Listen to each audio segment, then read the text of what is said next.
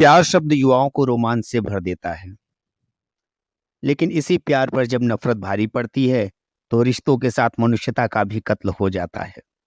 नमस्कार दोस्तों, मैं आपका दोस्त मनीष तिवारी आज आपके लिए एक भयानक, एक खौफनाक स्टोरी लेके आया हूँ। श्रद्धा हत्याकांड। जी हाँ, श्रद्धा मर्डर केस। ये वही केस है जिसके बारे में सुनकर पूरा देश हिल गया था। ये वही केस है जिसके बारे में सुनकर देश में दंगे भड़क उठे थे। ये वही केस है जिसके बारे में सुनकर लोगों की आंख में आंसू आ गए थे। ये कहानी है श्रद्धा वाकर की, जो एक फूड ब्लॉगर आफताब अमीन पूनावाला की नफरत की शिकार हुई। आज ये कहानी आप सुन रहे हैं। श्रद्धा वाकर अब दुनिया से जा चुकी है। यह एक ऐसा हत्याकांड था जिससे सुनकर आप अंदर तक हिल जाएंगे। बेस्ट क्राइम स्टोरीज हिंदी में। सबसे बड़ा अभागा तो वो बाप था जिसने बेटी को बचपन में कंधे पर बैठा के घुमाया था, पर उसकी अर्थी को कंधा न दे सका। जिस बेटी के पालन पोषण और एजुकेशन के लिए तमाम जद्दोजहद की थी, उसके अंतिम दर्शन भी न कर सका। कहानी शुरू होती है एक डेटिंग ऐप से, जहां पर दोनों श्रद्धा और आफताब की मुलाकात होती है। पहले जान पहचान होती है, धीरे धीरे यह जान पहचान घंटों बाद में बदल जाती है। वो दोनों घंटों घंटों बात करते थे और फिर एक दिन मुलाकात होती है। पहले ही मुलाकात में दोनों एक दूसरे को अपना दिल दे बैठते हैं और यहीं से इस कहानी की शुरुआत होती है। ये दौर है 2019 का। श्रद्धा और आफताब दोनों एक दूसरे से इस कदर प्यार करने लगे कि उन्होंने साथ जिंदगी बिताने का फैसला कर लिया। साथ जीने मरने की कस्में खाने लगे, सुनहरे भविष्य के सपने सजाने लगे।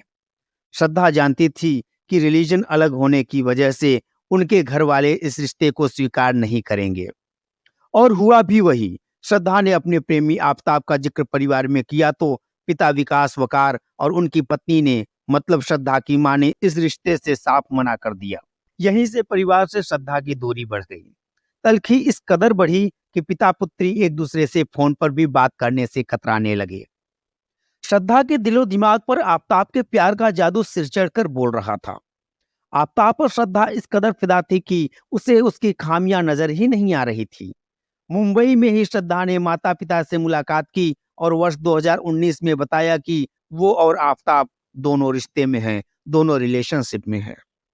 पिता वकार ने आफताब के मुस्लिम होने का तर्क देते हुए शादी से साफ इनकार कर दिया। इस पर श्रद्धा ने पिता के मुंह पर कह दिया कि वो 25 साल की है और अपने फैसले खुद ले सकती है। इसके बाद श्रद्धा ने घर छोड़ने का फैसला कर लिया और वह मुंबई में ही आफताब के साथ लिव इन में रहने लगी।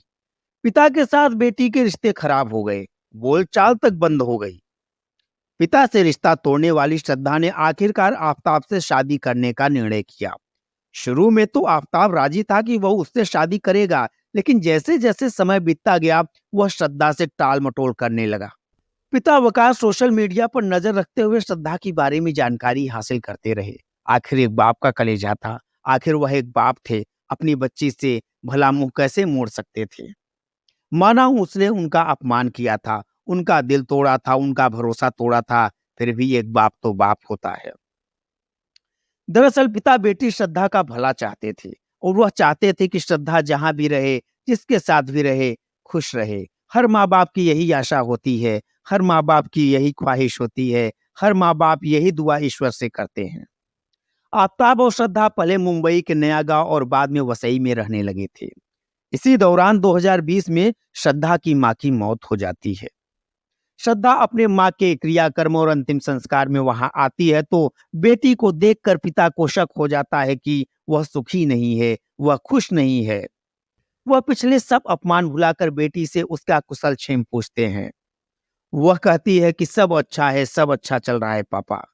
पर बाप तो बाप होता है। पिता ने कहा, बेटा अभी तुम्हारे बाप जिंदा हैं, कुछ मत छुपा, सब सच बता। तब श्रद्धा ने बताया कि आफताब ने उसकी पिटाई की है।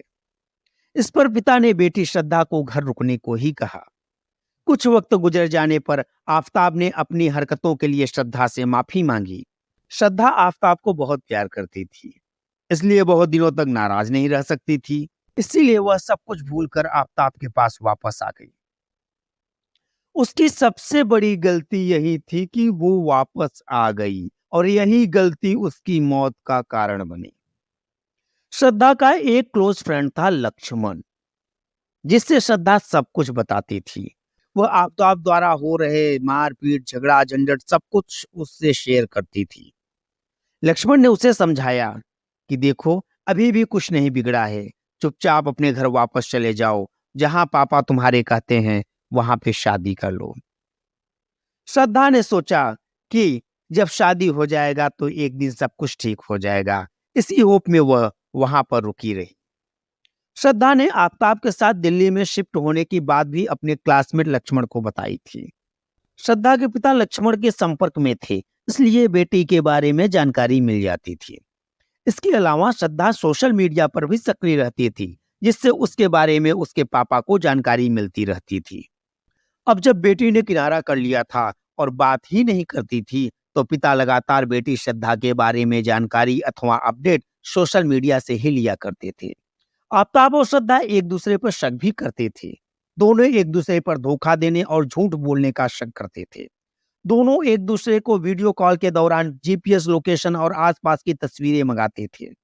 आफ्ताब को लगता था कि श्रद्धा का कहीं और अफेयर चल रहा है, वह उसे चीट कर रहा है, जबकि सच्चाई यह थी कि आफ्ताब खुद अय्याश किस्म का आदमी था और उसके कई लड़कियों से नाजायज संबंध थे।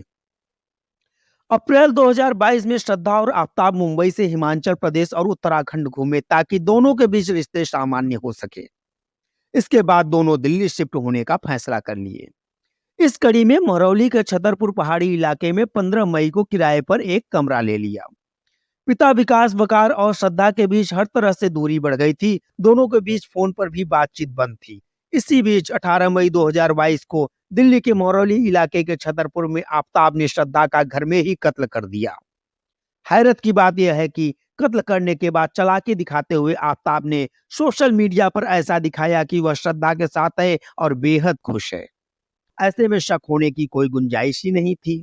इधर बेटी श्रद्धा की हत्या से अनजान पिता विकास वकार सोशल मीडिया पर नजर बनाए हुए थे, जहां पर खुद आफ्ताब इस तरह जाहिर करता था कि श्रद्धा उसके साथ है और बहुत खुश है। इसी बीच सितंबर में अचानक ही श्रद्धा ने फोन उठाना बंद कर दिया। इससे परेशान होकर पिता वकार ने बार बार बात करने की कोशिश की, लेकिन संपर्क नहीं हो पाया। सितंबर महीने में श्रद्धा की एक सहेली ने पिता वकार को बताया कि पिछले 2.5 महीने से श्रद्धा से उसका कोई संपर्क नहीं है। सहेली ने ही पिता को जानकारी दी कि श्रद्धा का मोबाइल फोन नंबर भी काफी समय से बंद है। इस पर उसके परिवार ने उसके सोशल मीडिया अकाउंट्स को भी चेक किया और इस दौरान कोई जानकारी नहीं मिल सकी। दरअसल सोशल मीडिया अकाउंट भी अपडेट होना बंद ही हो गया था। परेशान पिता विकास वाकर ने बेटी श्रद्धा को लेकर मुंबई पुलिस से संपर्क किया और गुमशुदगी की शिकायत दर्ज कराई। शुरुआती जांच के दौरान श्रद्धा की आखिरी लोकेशन दिल्ली में मिली और इसी के आधार पर मामला दिल्ली पुलिस को हस्तांतरित कर दिया गया। वहीं मामले की गंभीरता को देखते हुए दक्षिण दिल्ली पुलिस ने तत्काल जांच शुरू कर दी। पुलिस ने जांच की कड़ी में आफ्ताब के सोशल मीडिया अकाउंट जांचने के दौरान ही पूरी जानकारी हासिल की। इसके साथ ही मोबाइल फोन भी सर्विलांस पे लगाया। शक होने पर दिल्ली पुलिस ने छतरपुर पहाड़ी इलाके में किराए के मकान में रह रहे आफ्ताब का पता लगाया और उसे गिरफ्तार कर लिया। पुलिस पूछताछ में आफ्ताब ने जो बताया वो दिल दहलाने वाला था, वो बेहद खौफनाक था, वह एकदम रोंगटे खड़े कर देने वाला था। उसने बताया कि 18 मई को गुस्से में उसने श्रद्धा का गला दबाकर हत्या कर दिया। श्रद्धा चिल्ला रही थी पर वो उसके सीने पे बैठकर उसका गला दबाता गया और तब तक दबाया जब तक कि उसकी मौत नहीं हो गई। इसके बाद बाथरूम में ले जाकर शरीर के 35 टुकड़े किए।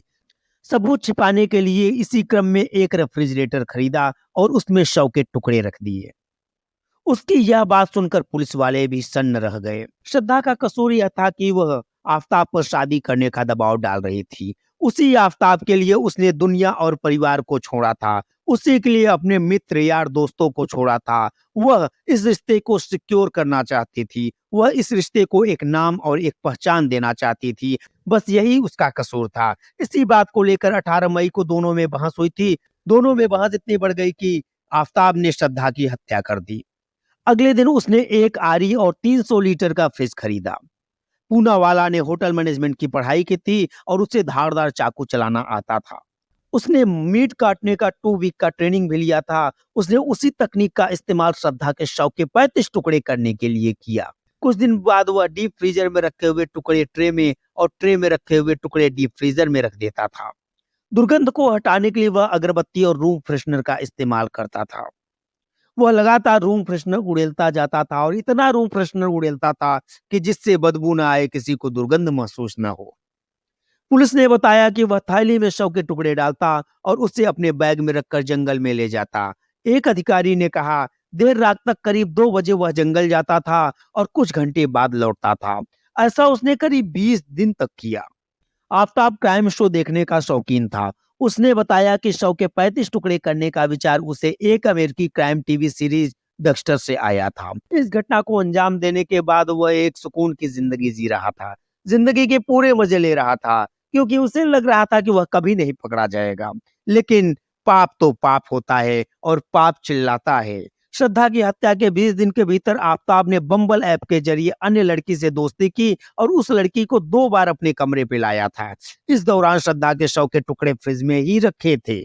इसके कुछ समय बाद आफताब गुरुग्राम के एक कॉल सेंटर में नौकरी करने लगा। इसके साथ ही उसने डेटिंग ऐप को फिर से इंस्टॉल किया था और अगला शिकार तलाशने लगा था कि तभी वह पुलिस की गिरफ्त में आ गया।